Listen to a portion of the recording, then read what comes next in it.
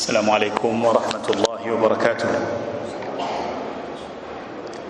الحمد لله رب العالمين، والعاقبة للمتقين ولا عدوان إلا على الظالمين. وأصلي وأسلم على المبعوث رحمة للعالمين نبينا محمد بن عبد الله وعلى آله وصحبه أجمعين والتابعين لهم بإحسان إلى يوم الدين.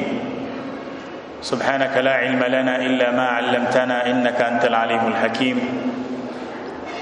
اللهم علمنا ما ينفعنا وانفعنا بما علمتنا وزدنا علما. ثم أما بعد. Leo biidhnillah tabaraka wa taala tukiwa kwenye majlisi ya tatu kwenye kuzungumzia zakat al-fitri, tunamalizia inawezekana kipengele kimoja kilichosalia kwa mukhtasar ili tuingie kwenye salatul Eid, sala ya Eid pamoja na adabu za Eid. Ni vyema swala hili pia tukalijua ili tulitekeleze kwa mujibu wa sheria ilivyoelekeza, sababu zaidi ya kuwa Eid ni furaha lakini pia ni ibada.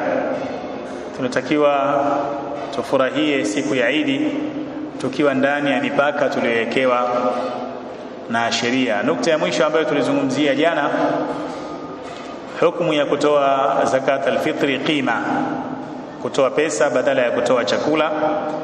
Tukaona kwamba wanazuoni takriban wapo makundi mawili, lakini kauli ya jumhur ahlul ilmi ni kwamba haifai kutoa qima, kutoa pesa, na kifaacho ni kutoa chakula. Na haya ndiyo maelekezo ya Mtume alayhi salatu wasalam, na ndiyo uelewa wa salafu salih, masahaba na wale waliokuja baada dhalika.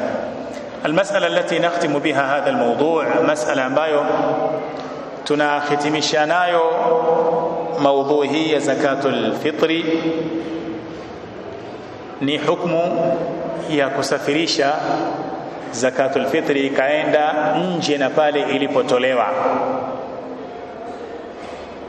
Makanu zakatul fitri wa hukmu naqliha, sehemu inayotolewa zakatul fitri na hukumu ya kuisafirisha kupelekwa sehemu nyingine. Asli kwenye hili ni kauli ya Mtume alayhi salatu wasalam alipomwambia Muadh ibn Jabal hina ba'athahu ila al-Yaman, pale alipomwagiza kidawa kwenda katika mji wa Yaman. Alimwambia katika maelekezo aliyompa ni pamoja na maelekezo ya kukusanya zaka huko Yaman anakokwenda. Akampa hatua za kufanya da'wa, aanza kuwalingania kwenye tauhidi, wakikubali wafundishe swala, mpaka akafika kwenye zaka. Kwenye zaka akamwambia fa'alimhum, wajuze watu wa Yaman, anna Allah aftarada alaihim sadaqa, kuwa Allah amewafaradhishia kutoa sadaka. Allah amewafaradhishia kutoa sadaka, na zaka ya mali ni fardhi na zaka ya fitr ni fardhi, na zote hizi zinaweza kuitwa sadaka. Zakatul fitri inaitwa sadaqa na zakatul mali pia inaitwa sadaqa, na zote mbili ni sadaqa za lazima, zakatul fitr na zakatul mali. Kwa hiyo fa'alimhum anna Allah aftarada alaihim sadaqa, waeleze na wajuze watu wa Yaman kuwa Allah amewafaradhishia kutoa zaka. Zaka hii utaratibu wake ukoje? Tu'khadhu min aghniyaihim faturaddu fi fuqaraihim, inachukuliwa kutoka kwa matajiri wao inarudishwa kwa maskini wao. Manake huko Yaman zaka ukiichukua kwa matajiri inatumika kwa nani? Kwa mafakiri. Matajiri wao ndio wanaotoa, mafakiri wao ndio wanaonufaika. Kwa hiyo dhahiri ya hadithi hii inavyoeleweka, ule mji ambao zaka inatoka kutoka kwa matajiri ndio mji ambao wanufaika wanatakiwa wapatikane kwenye mji ule ule, ndio asli. Kwa hiyo anasema asli fi zaka, pale inapotoka ndipo inapotumika. Kama mtoaji wa zaka yuko Arusha, kaitoa Arusha, mnufaika wa zaka pia anatakiwa awepo wapi? Awepo Arusha, ndio asli.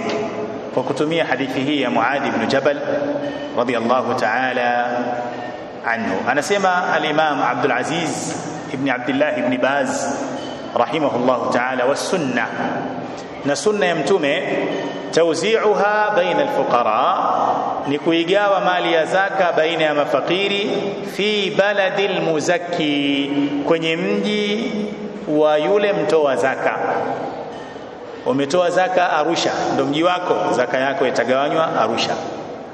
Qala wa adamu naqliha ila baladin akhar, na sunna pia ni kuto kuisafirisha zaka kuipeleka mji mwingine, liighnai fuqara'i baladihi wa saddi hajatihim, lengo likiwa ni kuwatosheleza mafakiri wa mji wako huo ambao wewe unatoa zaka na kwenda kutatua zile shida zao na uhitaji wao.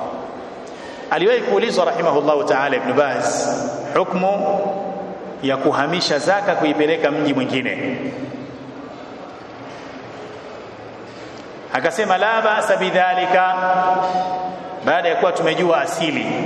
Sasa je, inafaa kuhamisha zaka kutoka kwenye mji fulani ukapeleka kwenye mji mwingine?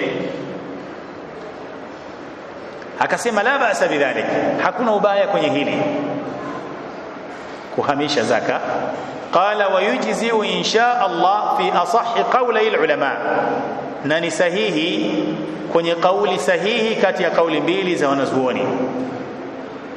Wapo waliosema haifai kusafirisha, wapo waliosema inafaa. Kwa hiyo Ibn Baz anasema hakuna ubaya na itafaa kwenye moja kati ya kauli mbili za wanazuoni, na hii kauli inayosema inafaa ndio sahihi zaidi, lakini ikhrajuha fi mahallika alladhi tuqimu fihi afdal wa ahwatu, lakini kuitoa zaka ikatumika kwenye ule mji ambao wewe unaishi, wewe mtoaji,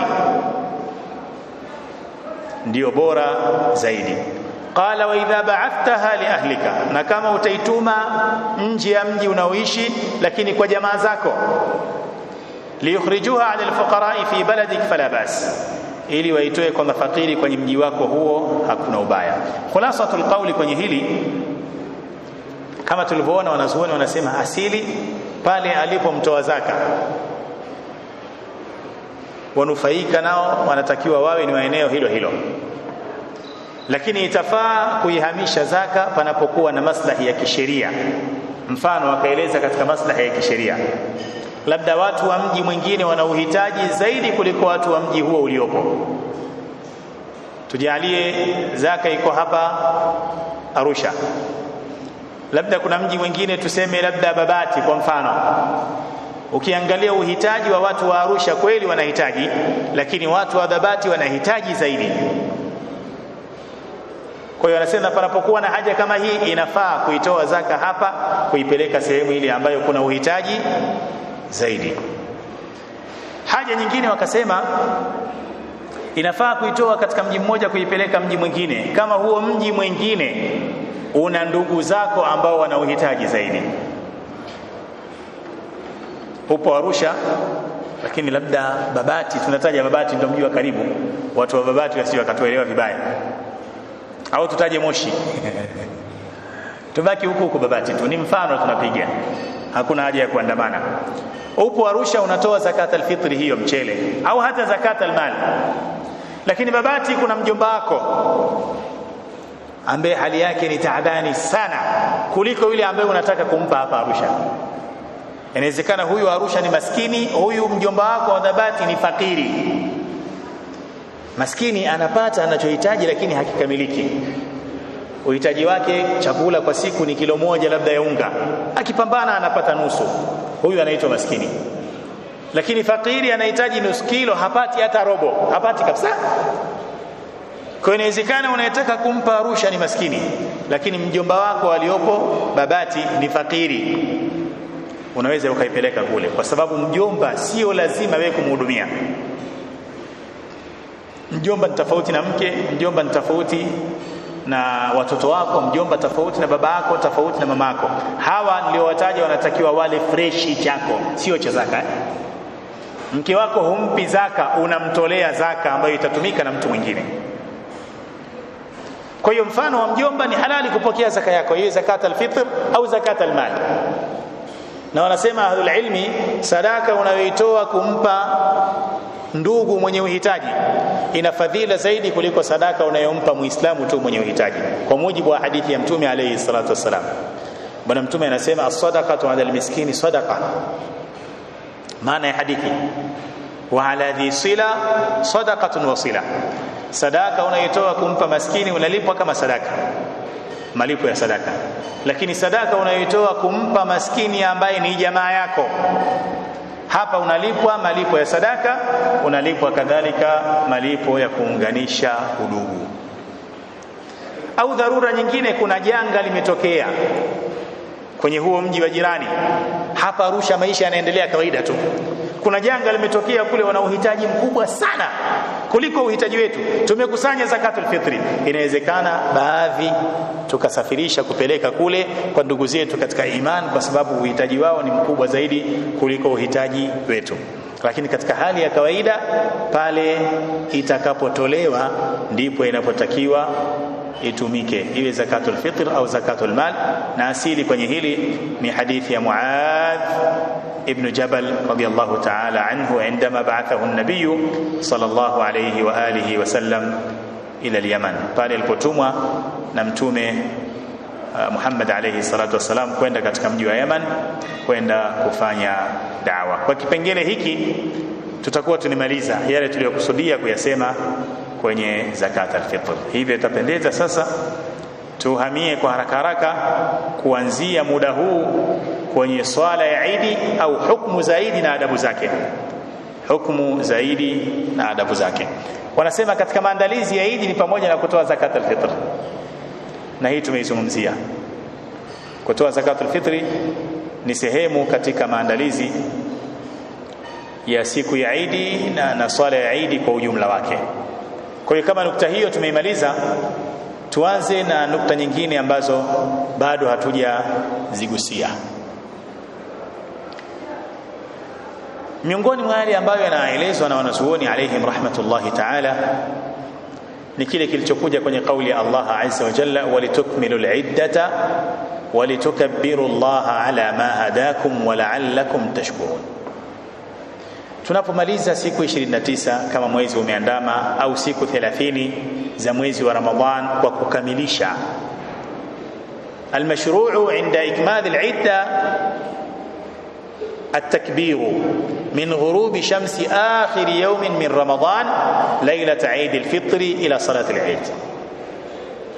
Kinachotakiwa na sheria pale tunapokamilisha idadi za mwezi, siku za mwezi wa Ramadhan, ima 29 kwa kuandama kwa mwezi au 30 kwa kukamilisha, linapozama jua siku ya mwisho ya mwezi wa Ramadhan, tunatakiwa tuanze kuleta takbira mpaka kwenye swala ya Eid.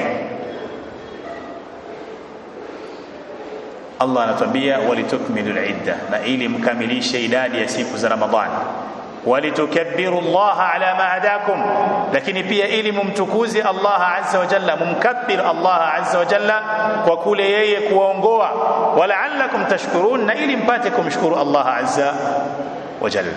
Kwa hiyo ni mashruu kuleta at-takbir mara jua linapozama siku ya mwisho ya mwezi wa Ramadhan, ima iwe ya 29 kwa kuonekana kwa mwezi wa Shawwal au 30 kwa kukamilisha 30 za mwezi wa Ramadhan. Tunatakiwa tuendelee na hizo takbira kuanzia usiku huo mpaka siku ya Eid asubuhi, zinakuja kukatika kwenye viwanja vya salatul Eid baada ya kumaliza swala. Na takbira ina sigha mbalimbali, lakini si mbaya tukakumbushana hata moja. Allahu akbar, Allahu akbar, mara mbili au mara tatu. La ilaha illa Allah wallahu akbar, Allahu akbar walillahil hamd. Tunaijua hii. Kwa hiyo takbira kwa sigha hii na zile zilizothibiti ni mashruu kuanza kuzileta mara Ramadhani inapomalizika kwa kuzama kwa jua siku ya mwisho ya mwezi mtukufu wa Ramadhan. Allahu akbar, Allahu akbar, Allahu akbar, la ilaha illa Allah wallahu akbar, Allahu akbar walillahil hamd. Ndio maandalizi ya asubuhi yake tunaelekea kwenye viwanja kwa ajili ya kuswali salat al-Eid. Kwa hiyo kwenye Eid al-Fitr hizi takbira zitaendelea au zitaanza muda huo jua litakapozama siku ya mwisho, ila an yafragha al-imamu min al-khutbah, mpaka imamu atakapomaliza khutba, mpaka imamu atakapomaliza khutba. Sasa kwa maamuma ina maana tutakapoingia kwenye swala inakuwa ndio khalas.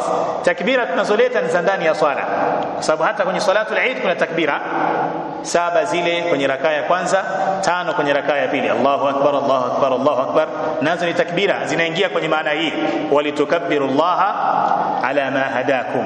Lakini swala itakapomalizika na khutba ikamalizika, di maana tumemaliza kuswali salatul Eid, khalas, mlango huu wa takbira kwenye Eid al-Fitr unakuwa tayari umeshafungwa. Salatu Eid al-Fitr, tuanze kuizungumzia swala ya Eid al-Fitr. Swala ya Eid al-Fitr tutaizungumzia kwa namna kadhaa. Namna ya kwanza, nini asli ya kuswali swala hii, ushahidi juu ya swala hii. Ushahidi juu ya swala hii ni kwenye Qur'an na Sunna na ijma' ya salaful ummah. Zipo dalili ndani ya Qur'an zinazoelekeza watu kuswali salat al-Eid, zipo dalili ndani ya Sunna, lakini kadhalika ijma' ya wanazuoni. Ama alkitab, miongoni mwa aya zilizotumika kama dalili ya swala ya Eid al-Fitr, bali idi zote mbili ndani ya Qur'an, ni kauli ya Allah azza wa jalla, fasalli li rabbika wanhar. Hii imetumika zaidi kwenye Eid al-Adha, lakini inaingia pia kwenye Eid al-Fitr.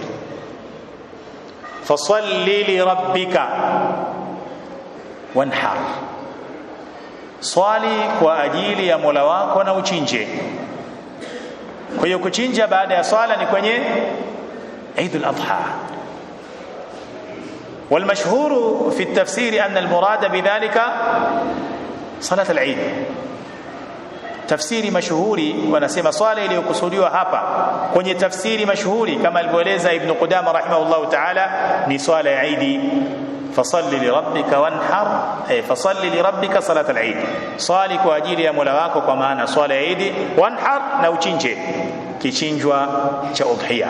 Kwa hiyo akasema hii ni dalili kwenye swala zote mbili za Eid, iwe ni Eid al-Adha au Eid al-Fitr, kwa sababu kinachothibitisha swala moja kati ya hizi mbili kinathibitisha nyingine pia.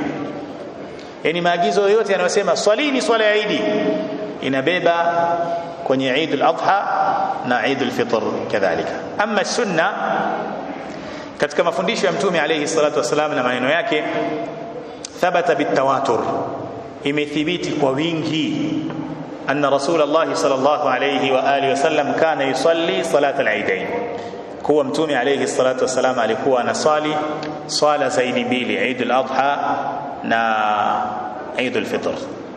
Na hii tawatur ameieleza Ibn Qudama kwenye kitabu chake Al-Mughni.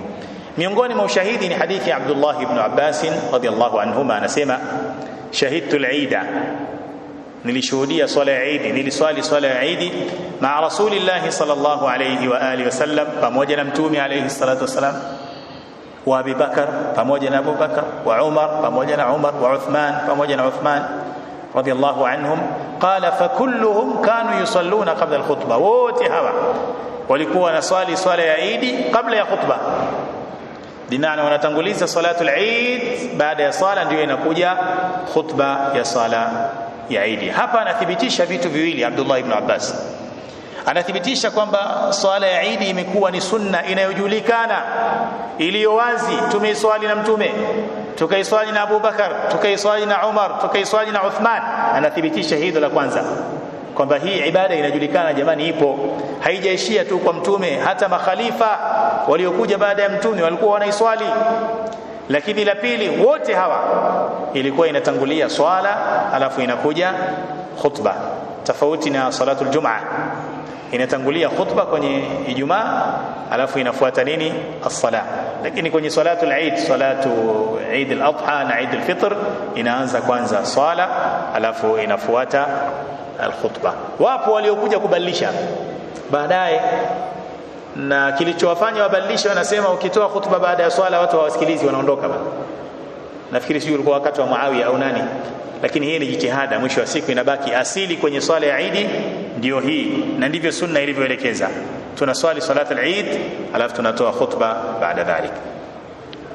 kadhalika amesimulia mfano wa haya Abdullah ibn Umar radiyallahu anhuma, anasema kana Rasulullah sallallahu alayhi wa alihi wasallam wa Abu Bakr wa Umar radiyallahu anhuma yusalluna al-eidain qabla al-khutbah, alikuwa mtume alayhi salatu wasalam kadhalika Abu Bakar na Umar radiyallahu anhuma wanaswali idi mbili kabla ya khutba, yani wanaswali salat al-eid, alafu baada ya hapo ndio inatolewa khutba. Wa amma al-ijma', ana makubaliano ya wanazuoni, wameeleza wanazuoni kadhaa akiwemo Ibn Qudama rahimahullahu ta'ala ala anna almuslimina ajma'u ala salati al-eidain, waislamu wameafikiana juu ya usheria wa kuswali swala za idi mbili, Eid al-Adha na Eid al-Fitr.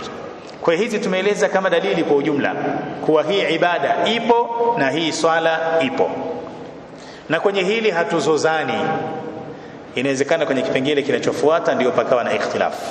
Hukmu salati al-eidain, hukmu ya hii swala sasa, hukmu yake ni ipi? Je, ni fardhu kifaya, fardhu ain, sunna muakkada au ni mustahabu tu?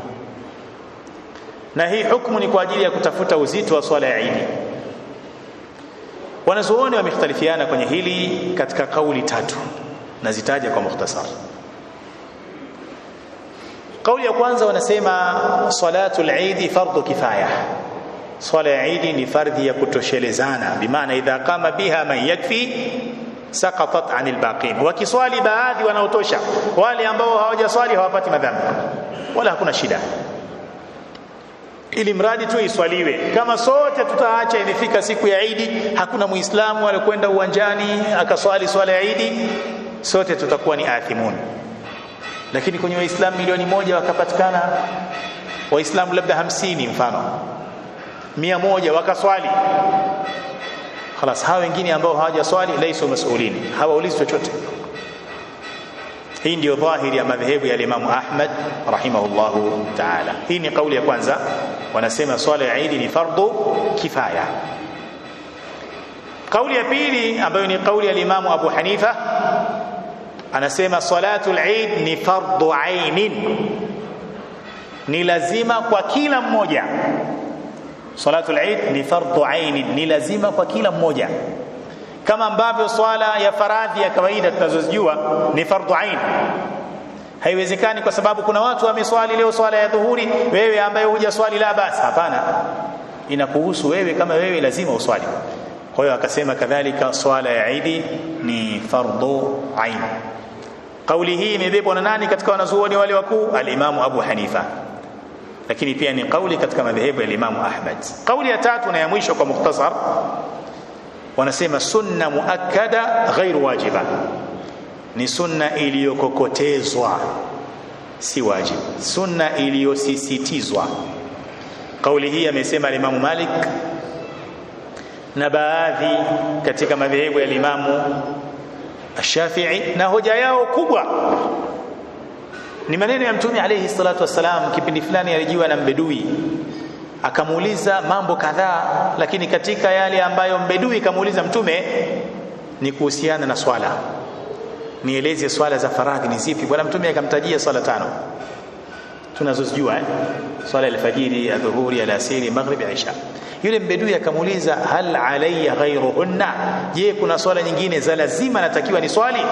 Bwana Mtume akamwambia la illa an tatawwa, hakuna swala nyingine labda uswali kama sunna. Kwa hiyo akasema Mtume hajitaja salatul Eid. Kwa hiyo kule kudumu kwake kwamba kaiswali miaka yote na masahaba wakadumu nayo ni kuonyesha kuwa hii ni sunna iliyokokotezwa, kama zilivyo sunna nyingine, mfano rak'ataini qabla al-fajr, sunna muakkada, Mtume kadumu nayo hii fil hali wa tirhal, akiwa mjini na akiwa safarini. Hizi ni kauli tatu za wanazuoni.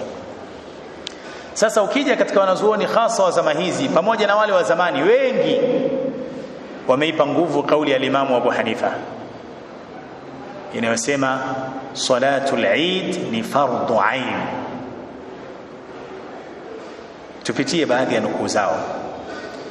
Wanasema salatul Eid ni fardhu ain, lazima kila mmoja aiswali. Yule ambaye kwake ni fardhi kuswali anatakiwa aiswali kadhalika swala ya Eid. Hoja zao ni zipi? Tumetaja kwenye kauli kwa mukhtasar, tukasema hii ni kauli ya Abu Hanifa. Tunakuja kwenye hoja. Wale wanaosema salatul Eid ni fardhu ain, hoja zao ni zipi? Hoja yao ya kwanza ni ile aya tuliyosoma, fasalli li rabbika wanhar, swali kwa ajili ya Mola wako na uchinje. Hii aya inakuwaje hoja? Wanasema hili ni agizo, fasalli li rabbika, swali, amri hii kwa ajili ya Mola wako. Kama tunafasiri swala hii ni salatul Eid, na hapa kuna agizo swali, wal amru yaqtadhi alwujub, na amri inabeba ulazima na uwajibu. Unapoamrishwa kiasili ni lazima kufanya hicho kitu, mpaka paje ushahidi mwingine unaonyesha kwamba si lazima, ni kitu kinachopendeza. Kwa hiyo akasema madamu kwenye Qur'ani imekuja amri fasalli li rabbika wal amru yaqtadhi alwujub, fadalla hadha ala anna salata al-Eid wajib. Akasema hii ni ushahidi wa kwanza kwamba swala ya Eid ni wajib. Kwa hiyo tunasema ni fardhu ain kwa kila mmoja kama zilivyo swala nyingine za fardhu. Lakini pia wakaja na hadithi ya Ummu Atiya, ni hadith maarufu, aliposema umirna, tumeamrishwa. Wanaamrishwa na nani? Na Mtume alayhi salatu wasalam. An nukhrija fil eidaini, tuwatoe majumbani katika idi mbili makundi yafuatayo. Kundi la kwanza al-awatiq. Al-awatiq wamefasiri kwa maana yule binti aliyebaligh au aliyekaribia kubaligh. Ikafasiriwa pia al-awatiq ni mwanamke ambaye hajaolewa, kuanzia kubaligh na kuendelea mpaka kufikia sinul yas, yuko nyumbani, anaingia katika msamiati huu.